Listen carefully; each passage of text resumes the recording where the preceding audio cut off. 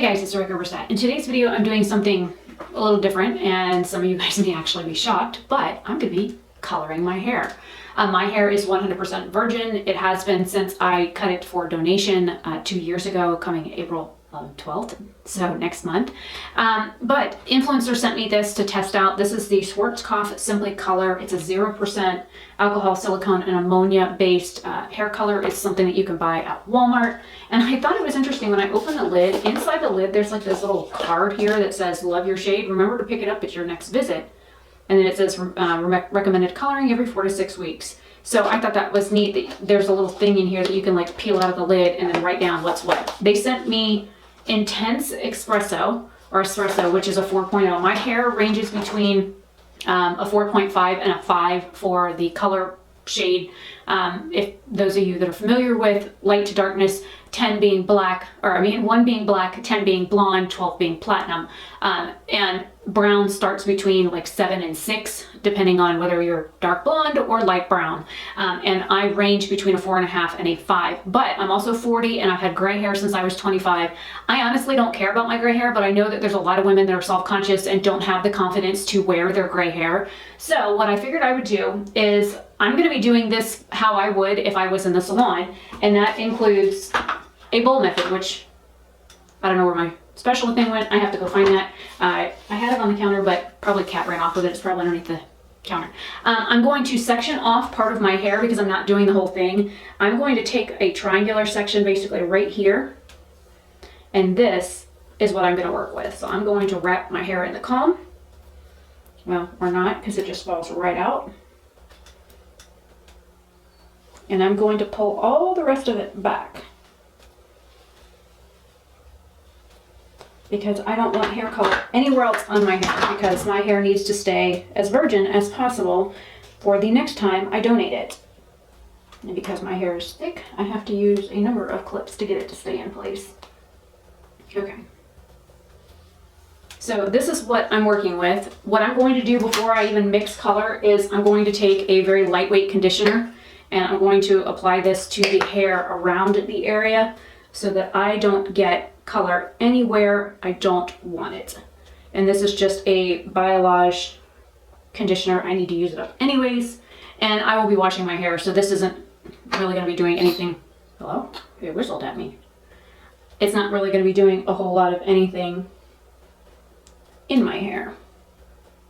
It's not made for my hair type anyways. It's made for very fine, thin hair, and that is definitely not what I have. And when I used to do hair color in the salon, I used to prefer doing it on at least day-old hair. So hair that has a little bit of like natural oils in it is what I preferred working with, because you have a little bit more moisturization to the hair as it colors. So your hair color can be very damaging to the hair no matter how you mix it, no matter what volume you use. And I'm just going to run what's left on my fingers through the ends, because this is a permanent hair color, just so you know. This is not demi-permanent, which is deposit only. It's not semi-permanent, which only lasts like 7 to 14 washes, and it's not temporary. So this is technically a permanent hair color.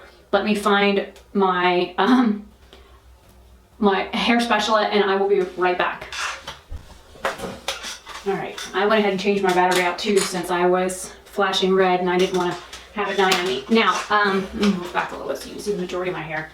This is what is called a brush in a bowl technique versus a bottle. I'm not going to be using the actual bottle, because I can guarantee you, with as much hair as I have, this one little bottle isn't going to do anything at all to my hair.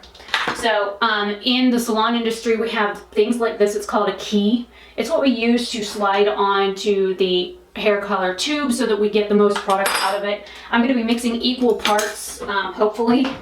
And I have one of my matrix, it's a little matrix measuring cup. So I'm going to go ahead and put the developer in here first, and then I will add the cream color to it as I need. I'm going to start off with about 1/4 of an ounce or 1/2 ounce. Okay, we're at right about 1/2 ounce. I don't need more than an ounce of color anyways. And then depending on how long you keep your tubes open for, a tube like this can last you a couple of months, as long as you make sure that the lid stays on and it's tight. You don't want oxidation to get to the product, and if it does, just squeeze a little bit out of the tube. and you don't have to worry about as much. Just to show you guys what I'm doing. Try not to get it on the sides because it'll mess up your measurements.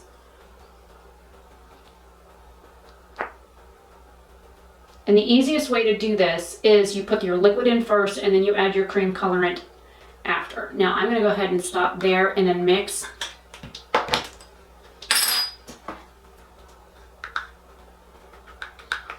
And I'm just going to use this instead of my double matrix bowl. I mean, mine made even more mess. We also used to have cute little whisks that we use in the salon. I did not dig that out. I have a roll case. Yeah.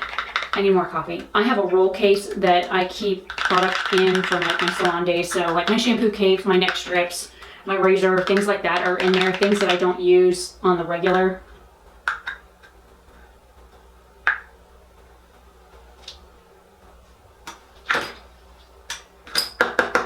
We're almost at an ounce. So I'm going to go ahead and add a little bit more color.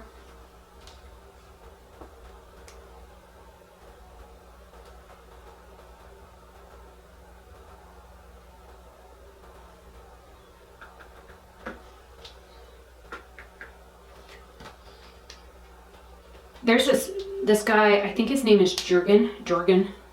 He is, I do believe, like Swedish, or he's like from Norway or one of those countries. I believe he's Dutch. He is a hair color, or he's a hairstylist that has been in the salon industry almost as long as I have, or as long as I have. And I've been watching a lot of his like compilation videos on YouTube lately, and they're absolutely hilarious. Like he watched this one video, and the girl's like pouring the one liquid, and she's like watching it go into the bottle of developer, and I'm like, oh wow. It's like extreme hair fails, things like that. We're not going to do that today on my channel. I am a professional. I have been licensed in cosmetology since 1997. It actually smells nice. I'm surprised because hair color makes my eyes burn, and I have no idea what volume developer this is at all. But I have quite a bit of grays in this section, so I'll go ahead and comb it out. Now, when I was, ignore the air sound, when I was back in the salon, we were doing what is called freehand before the whole balayage thing took over. That's basically where you use your hand to paint product on, and I have a mirror underneath the camera, so I'm going to be using that. And because this is permanent hair color,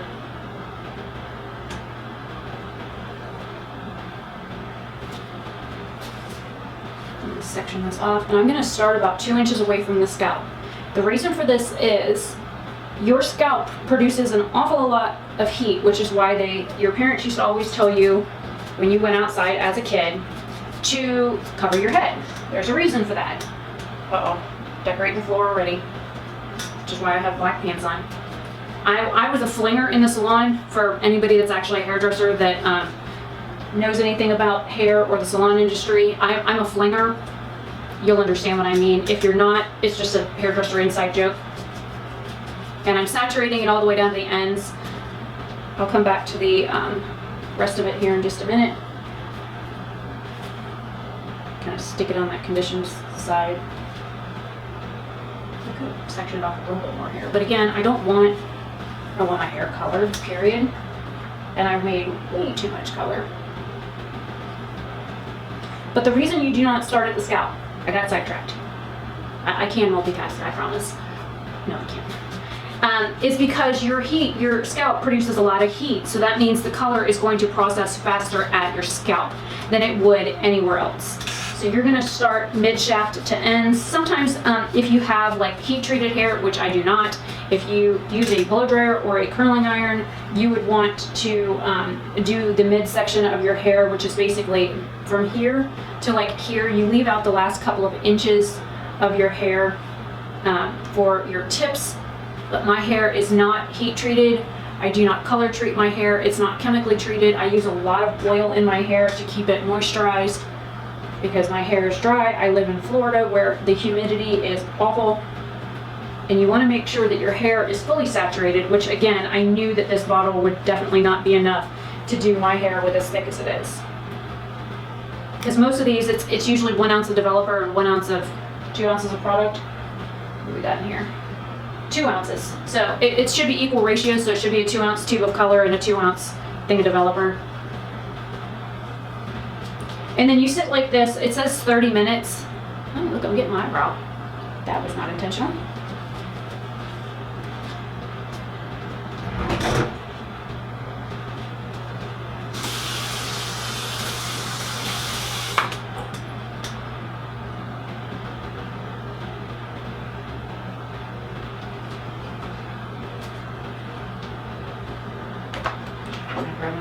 Here. So you don't want to put it directly on your roots first because the roots are going to be darker faster. They're going to process faster, so you want to stay away from the root area. Yeah, hair color there too. Again, I'm a flinger. So I'm not going to hold this the whole time. I probably could just take my glove off and leave it in the glove in my hair.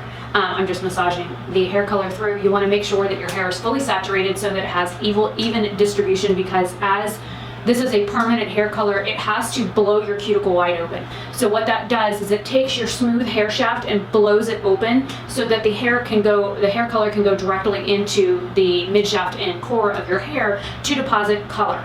So what we're going to do is allow this to work for a few minutes, and then I'm going to come back and apply this to the rootage area and get all the way down to the scalp where there's a 2-inch gap that there is nothing. And because I have stuff in my glove, I'm just going to literally take my glove off around my hair. No need for a shampoo cap.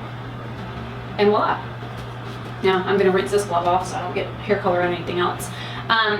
For people that color your hair at home, something like this is okay if you have short hair.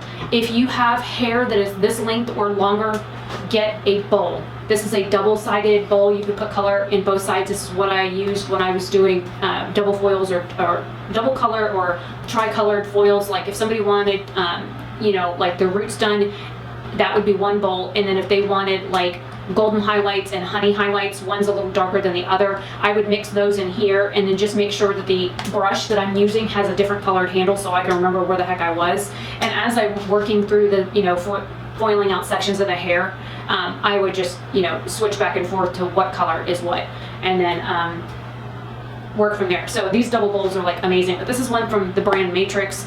I did work for a Matrix salon for a number of years. I've also worked with Farouk and Paul Mitchell and Redken and a whole bunch of them. Redken, if you have the cream colors that they have, they come in little bottles, little 2-ounce bottles. Those are actually easier applied in something like this than a bowl itself because of the way that the product solidifies. It comes from a liquid and it turns into like this jelly consistency. So it comes out of a bottle so much easier. You can use a brush and a bowl for it, but for the most part I would recommend using an actual bottle. And if you can, let's see if I can grab one. A little one. You can buy little bottles like this. This is a 6-ounce bottle that you can buy. I also have another one that's taller. It's a 8-ounce bottle, but it holds 10 ounces of color and it's got an angled nozzle on it. This one has a very, very fine tip. If you notice that the tip is too fine for what you need, you can always snip it and cut it open a little bit more. So you have a little bit more to work with size-wise. So I'm going to let this sit for a few minutes, wash my hands really quick, wash the glove, and I will be back to apply the root area with you guys, and then I'll wash it out and show you what happens when it's done. So I'll see you in just a little bit. All right, it has been several minutes. Okay, hair's kicking back on. I'll tell you how long I've been gone. It takes about 15 minutes for that to kick off and kick back on. All right, so I'm getting this glove back on. I'm gonna unpin this one and get my hand back in it. I just got hair color on my knuckle. Now I'm going to go around the border of the hair first, starting at the center part and working my way towards the other color. And then I'm going to flip it back and get all the hair at the scalp line in the front. And yes, my other hair is falling because the clip doesn't hold my hair very well because my hair is very heavy. And then we're going to come here and do this part as well. Now, if you're worried about transferring color, like if you're using color that's a lot different in shade from your natural hair color, you can pull your hair back even more or use more conditioner to protect the other hair so that hair color doesn't transfer. Also, when you go to rinse, you want to rinse this with your hair pinned back and covered so it's safe. And you want to rinse that separately. Thankfully, I have a removable shower head, so I can do that. And then you just kind of paint it to meet it up. And then we're going to go small sections at a time, usually 1/2 inch, 1/4 inch sections. And I use the tool to separate. You can use a comb. It just takes longer to put your tool down and pick up a comb, especially if you're in the salon. You don't have time for all that crap. You have to get it on and get it going.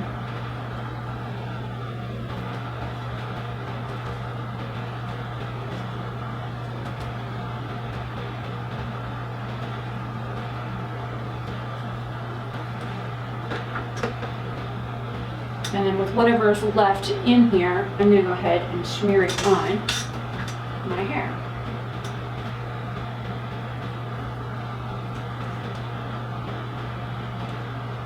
I'll have to zoom this in editing so you guys can see exactly what I'm doing, like up close.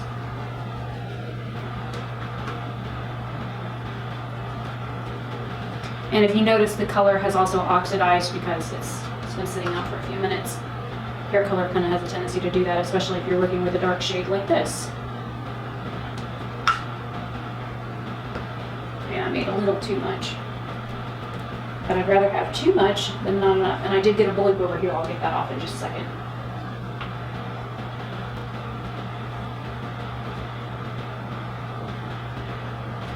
This is just a heavy-duty like cotton round, basically, that I've gotten wet. And I'm going to kind of twist it. I'm trying not to get it on my forehead.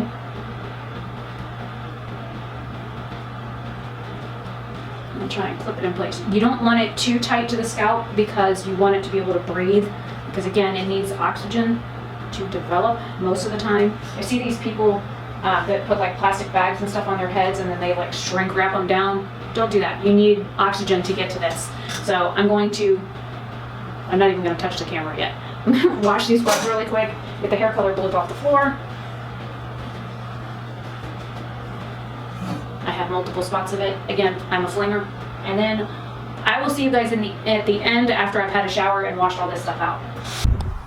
Alright, so I figured I'd film this part out here. My hair is still kind of damp, but I wanted you to see it in direct sunlight. You can see where the hair color is in my hair, especially if I grab a small piece, grab some behind it.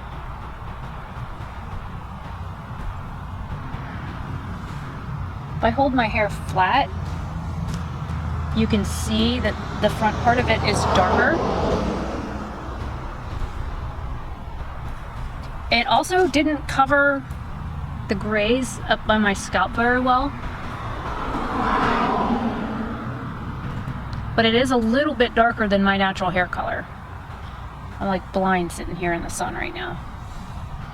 But I figured I would show you what it looks like in direct sunlight next to, I can see it on the viewfinder. Right here is where it's dyed, and then this is my natural color. So you can see there is quite a bit of a difference between what I did and what my natural hair color is. My natural hair color also has more red in it than this does. And I can feel a texture difference in my hair. My hair is a lot more dry. But you can also see that it didn't cover the grays very well. And I don't know if it's supposed to cover gray. Look, there's one gray hair right there. And it's definitely connected in that spot that I did color. So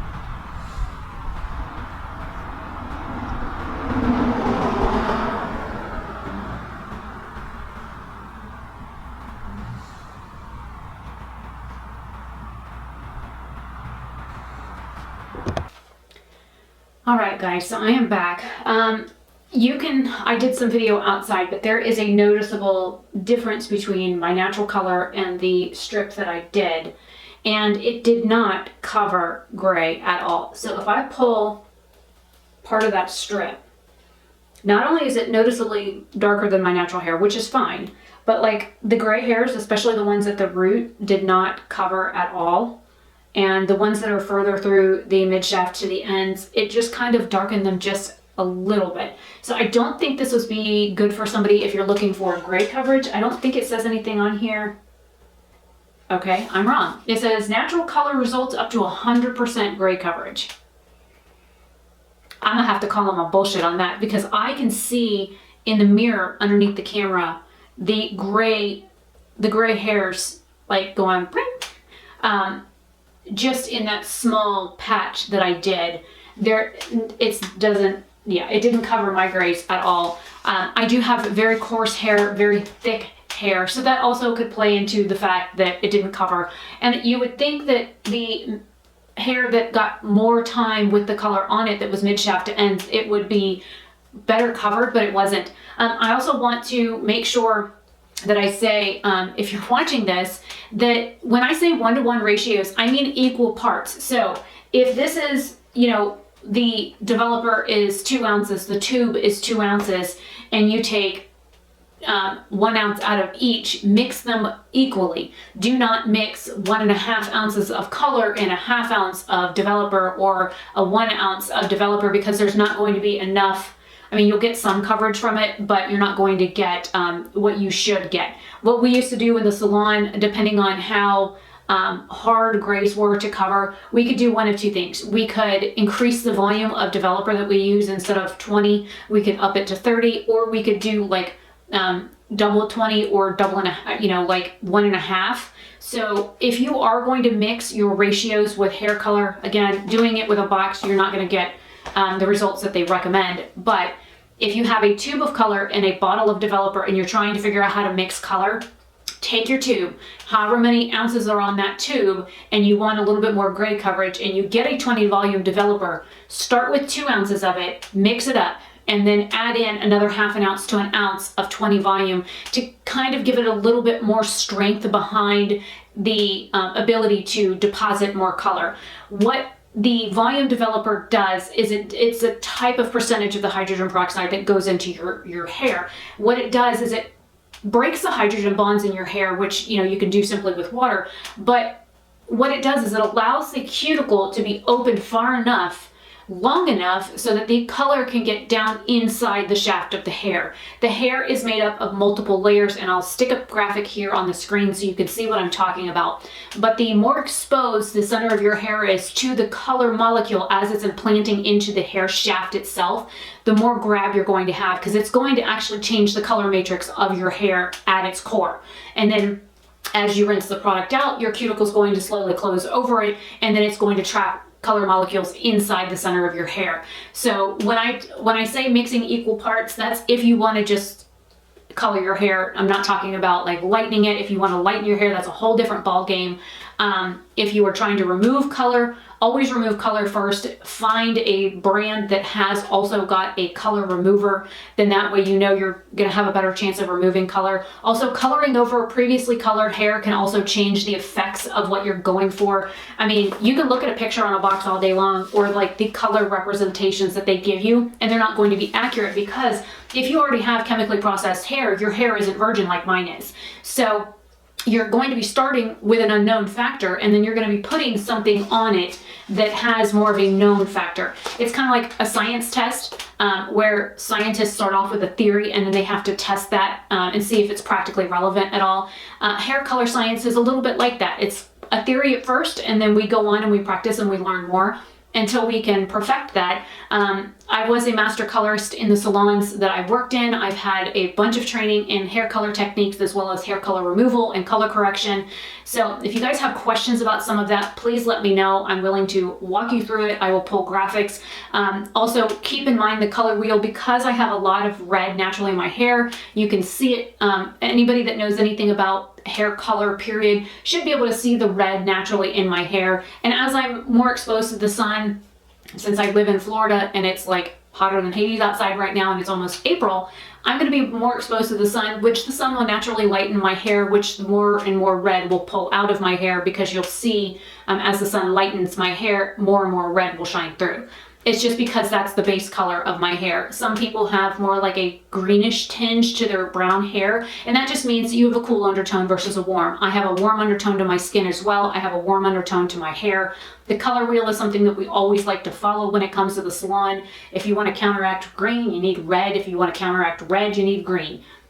They're directly across from each other on the color wheel. You always want to go diagonal. Whichever, way you're going, you always want to be pretty succinct with where it is on the color wheel. So if you're trying to get a color, a specific color, make sure that you're matching what's on the other side. So keep that in mind when coloring your hair. Also, boxes are made from like a base set of like parameters for hair. They don't take into consideration heat, products that you use on your hair, porosity, whether or not it has previous damage, whether or not you heat treated or chemically treated. They don't know any of that stuff. So they formulate this to be kind of like a generic kind of catch-all kind of color thing. I'm not unhappy with it. I can feel a difference in my hair texture, both wet and dry, since I put the color on it. I mean, it does feel quite a bit different, and I use salon grade products in my shower, so I know what I'm putting on my hair. It's something that I'm used to using and have been using for as long as I've been in the salon industry. So I'm familiar with the products that I put in my hair. So I'm just kind of I wanted to see if it would color the grays. It didn't. I'm not too disappointed with it. I'm happy with my sparkly little highlights that grow naturally. I know some women are not. So that's that miniature review, first impressions of using the Simply Color, and there's quite a bit left. I mean, I used an ounce of it, so there's like, because I used half an ounce of developer and half an ounce of the color to make an ounce. So I have an ounce and a half left. If I wanted to, I could put it on like my ends or something to kind of darken those if I wanted to do that. I don't. I want to keep my hair as close to natural as possible, so when I chop it all off in a little bit, to donate it again when it is the length that I want to donate, because this is where I'm at right now lengthwise. I would love to just give them 100% virgin hair again. I gave them 20 plus inches last time of virgin hair, and I plan to do that again this time. Now granted, this little piece here isn't going to matter a whole lot in the scheme of things, because I mean, it's a very small portion of my hair, like considering how much hair I have. So anyways, I'm Rebecca Oberstadt. Hopefully you guys found this helpful. If you have any questions, please feel free to leave them down below. I no longer work behind a chair because of my health. I cannot stand that long anymore, and I have problems with my hands. If I did work behind a chair, I would love to only work like 2 or 3 hours a day, and most salons, even in booth rent, don't want that. So it is what it is. I will see you guys later. Have a fantastic day or night wherever you are. Please don't forget to wash your hands and wear your face coverings. I'll see you guys later. Bye.